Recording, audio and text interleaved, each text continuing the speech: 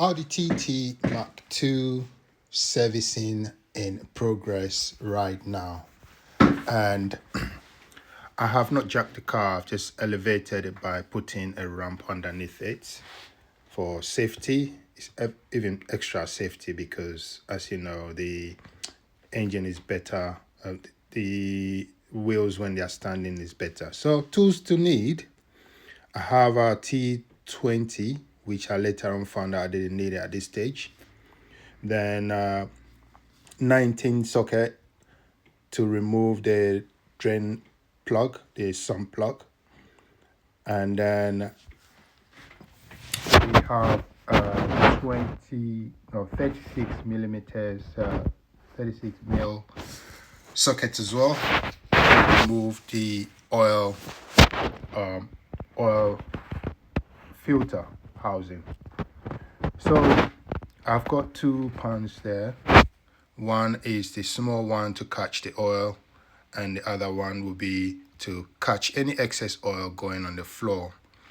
As I was working outside, so I was trying to limit any oil spill on the street itself, just to make sure that I am creating a neat environment. So these are the tools that are needed. We have the oil, the right oil, which is 5W30 LS Pro, then air filter, oil filter, and then we're going to change the plugs as well. But this particular video is for the oil change. Please subscribe in order to get the other services that we're going to do, because we're going to do a separate air filter change, which is not too difficult but very technical. Then we will have the we're going to change the spark plugs as well. Then we will inspect the Pauling filter, and if it needs changing, we'll change it. But this is a very quick overview of the engine state at the moment, and bear in mind there has been some service done on this one. A cam belt has been changed. A few jobs have been done on this one, and from my point of view, I may be wrong, but it looks like this engine has not had any love at all, because it's hidden. There's a bonnet covering it. So who will go and check the engine unless there's a problem? And probably only mechanics will suffer the debt from the engine. And funny enough, I've had some clients come to me to say, oh, the mechanic said they have to clean the engine bay before they work on it. That's because it's too dirty, it's too mucky. So a mechanic can politely decline to work on your car if they can't see what they are working on, because everywhere is covered in oil. So bear that in mind. Engine bay cleaning is very important. Or just imagine you've got a problem on the motorway and there's just a plug, something is removed from somewhere and you have to do it, and you're going to a party or something, and you have to go into your engine bay area and then look at the state of it. So it's, even though it's not seen, it's good idea to give it a blowout, maybe once a year. Just give it a blowout. The engine is all right when it's cleaned properly, when it's done properly, which we will have a video of steam cleaning and using all the methods to safely clean the engine. We will have a video of that sort very soon. Just visually checking, and it's very difficult because the engine bay is dirty. It's very difficult to see whether we have the right fluid amount in the engine. And it's not really inviting to go in there and start touching things. But it's advised, old school ways, that we should be checking our engine regularly, checking for the oil, dipstick and all that, checking to make sure we got enough oil in the engine. But in this state, would you? I don't think so. And you run into issues of the oil shortage and the engine creating problem for the engine. So, okay, let's get to the job. I went underneath the car and located a sun plug, which is underneath the vehicle. I didn't put my whole body in there. It's not necessary. If you know what you're doing, or if you don't know, you can use a mirror or something to locate the sun plug. It's a 19 millimeters. You won't miss it. It's right underneath the sump where my hand is touching. I've loosened it already. Just showing you how you use your finger to press the bolt, the 18 bolt, whilst unscrewing it. That is to prevent the oil gushing out and going everywhere before you have finished unscrewing it. So that's what I've done. I have used the socket to sort of, it's loose, but because it's not clearly loose, I have to use the socket a little bit, go back in there, use that finger technique, excuse me, use one finger to press it in whilst you're unscrewing it at the same time as you see me do it. And then once you know that it's come off completely, you just gently take the nut, the bolt from there, as you will see very shortly. You have to gently, I'm pressing with my finger, making sure I unscrew it completely. It's not hard to come out. It's well lubricated anyways. It's containing the oils, so well lubricated. So unscrew it until you're sure. It's taking a bit long. And then once it's out, I think it's out now, and then you just quickly pull your hand off and the oil will drain into the pan. Just make sure that you have the gauge of where the drain plug is in the right place, and that should be able to help you drain it properly. Now, the oil filter itself is not far from there, just right there. I know there is something there that you can undo and then press in order to get the excess oil out first before removing the filter. But I didn't want to go to that extent. You can do that, or you can choose to just remove the oil filter. You're just going to have a little bit more mess coming out from there than usual, which means a little bit more cleaning after the job, but it's not that drastic. So 32 mil, went ahead, unscrewed it to the extent where I can use my hand to unscrew. Just being careful, again, pushing the filter in whilst you unscrew it, just to make sure that the oil doesn't come out immediately whilst you're there. And my body is totally away from that area, so in that case, I'm not going to get a spillage coming straight onto my face. So you can see the oil start draining and it's almost out.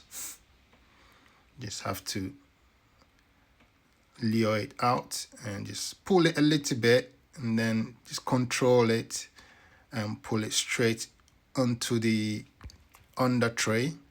And as you can see, the oil filter itself is stuck in the housing, where you just have to pry it out and prepare for some more oil gushing out. And that's it. That's the oil filter out now. And as you can see, it looks well spent. It's well overdue. And that's exactly what we're going to do. We're going to come out and do some comparisons before going ahead to do the necessary changes. And yeah. So realize the oil filter housing is a bit mucky, which doesn't surprise me because that's the work of the oil filter. So I decided to clean it, but I was just making sure that I've got the seal, got everything in the oil filter box that is needed. Also made sure that is the right size oil filter. It's very easy that the part store will give you the wrong parts. So just making sure everything tallies, so I'll check the diameter make sure and they are the of the same length diameter. of the filter. They are of the same Just making sure height. I'm not making it dirty, but just making sure the two of them compares. I have come back here and then now I remove the screwdriver sort of thing that holds the oil filter. and It got stuck a little bit, so just use a slowly screwdriver. That's the work of the screwdriver, flathead screwdriver, to just pry it out gently. What you don't want is and then remove it eventually. What you don't want is to break something. And so this is what that was it. Give it a good clean. Make sure it's going to be installed in the right way. Well, you can't get it wrong anyway, but just make sure that you double check everything. Look at that. So I've gone to clean the housing and I've assembled it outside.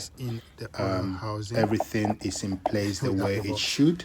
And then I've got the seal. Don't forget now to put the I'm seal ready to install the oil filter, complete oil filter.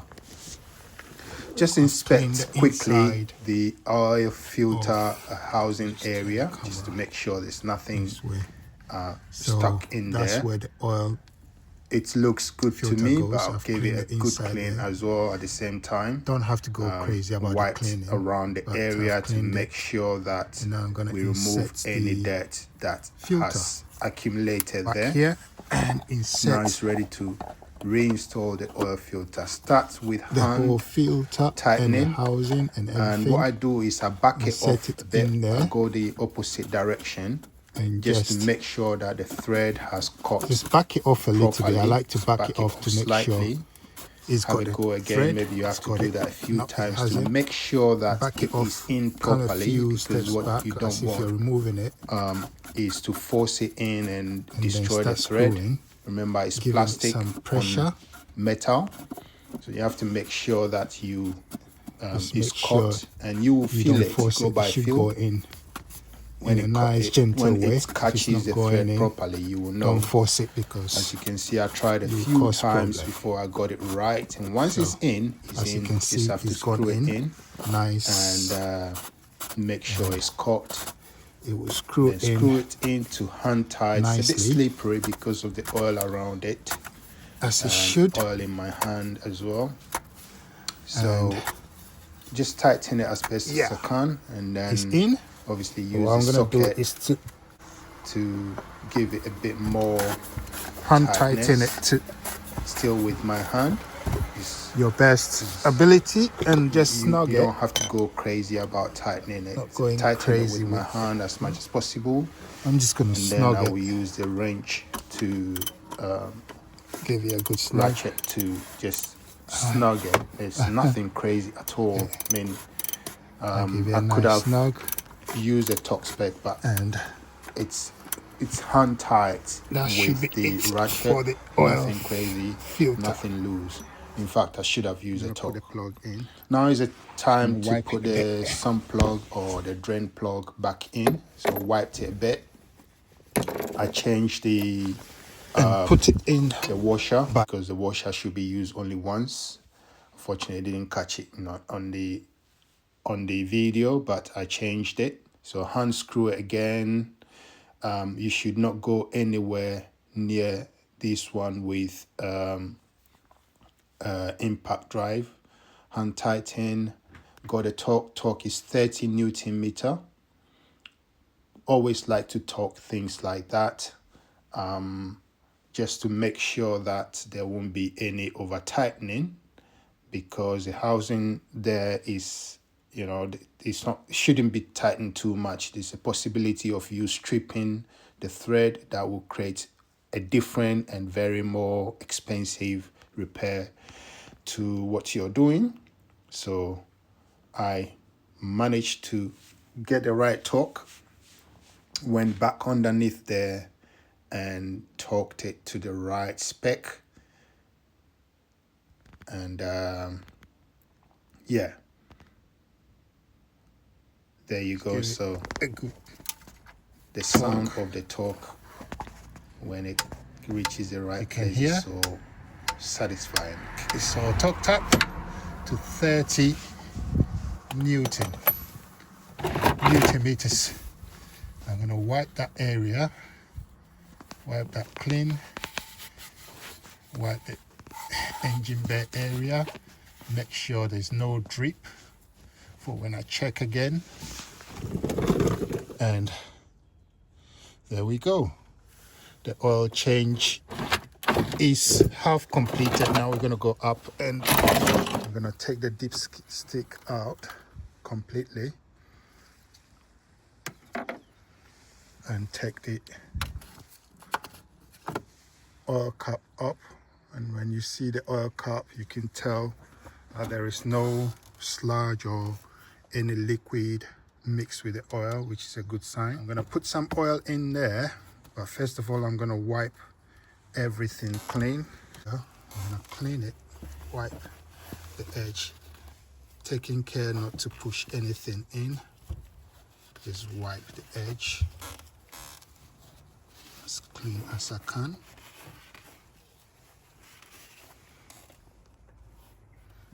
And yeah, do my best to wipe whatever I can see that is sluggy or something, making sure not to push anything inside. So that's the best I can do. I can also clean this one. In fact, I could have just let me just use a little bit of brake cleaner to clean it nicely. In a moment, I did the best job of it, and now we can see the cover again as it should be.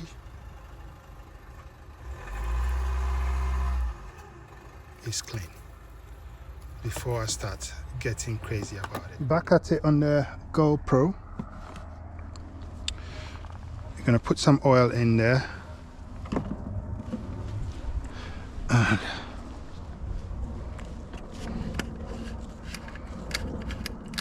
this is 5 liter, and you can see it's got the calibration here.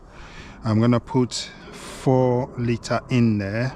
It takes 4.5, so I'm gonna put 4 liter in there. There's a possibility that there is some oil in there still because the car is elevated. I'm gonna put 4 liter in there first and then bring the car down, check, let the engine run for a little bit, check the oil again, and I will top it up as and when it requires it. So there we go, the oil.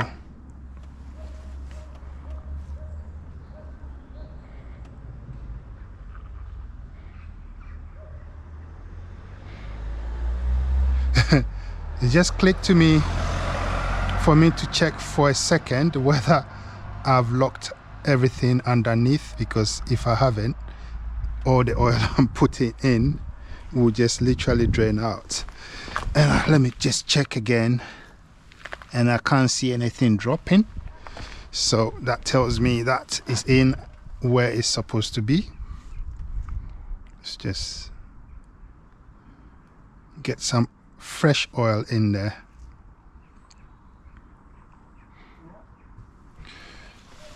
Then check. I want it to come up to here because it's 5 liter, so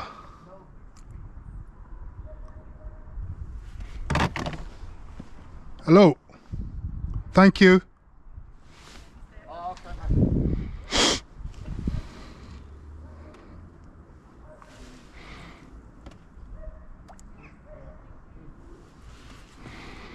So we are almost closer there to the 1 liter mark, 4 liter mark. Don't have to be precisely exactly, so I think that's enough oil to make sure the engine runs safely whilst we bring it out of the ramp, and then we will check and everything. But whilst it's on there, let me check anyway to make sure that, so it should be, let me just check anyway to make sure that we have some oil in there.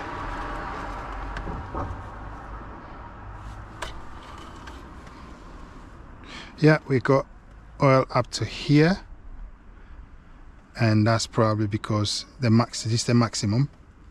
That's because it's elevated, and possibly we managed to drain all the oil, which I wish that is the case. I will always prefer to drain the oil, all the dirty oil, so that we can have fresh oil through it. So that's where it ends. I'm going to do other things, but this is the oil change part of this. What I'm going to do next is to change the air filter. So if you want to see how it's done, then stay tuned for the next video. I'm going to do the air filter, then I'm going to do the spark plugs, because the spark plugs, everything is under the air filter is in this housing. So when I take it off, I'll do them and we'll record all of it for you. Detailing Law, thanks for watching. If you like it, subscribe, and we'll see you in the next video.